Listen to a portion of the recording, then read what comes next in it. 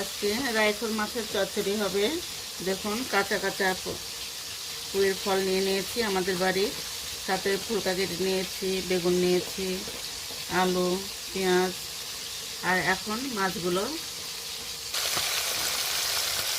আমি ভেজে নিচ্ছি। দেখুন আমি মাছগুলো সব ভেজে নিয়েছি। এখন তরকারিগুলো ভেজে কষিয়ে নেব।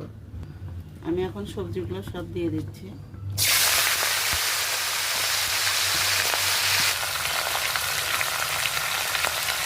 আমি অল্প কিছু লবণ দিয়ে দিচ্ছি আর হলুদ দিয়ে দিলাম। শীতের সবজি তো কষাতে কষাতে অল্প হয়ে যায়, লবণ লাগলে পরে আবার দিব। আমি ঢাকনা দিয়ে সবজিটা রান্না করে নিচ্ছি। এখন একটু উল্টে পাল্টে দিই।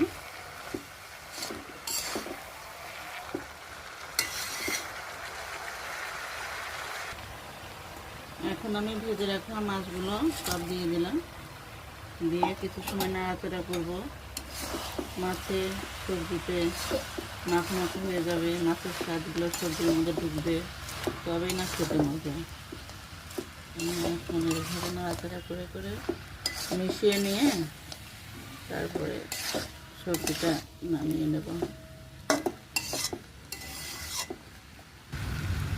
দেখুন আমার মাছ রান্না হয়ে গেছে সবজি দিয়ে, মাছের চচ্চড়ি। এখন সবজিগুলো নামিয়ে নেব।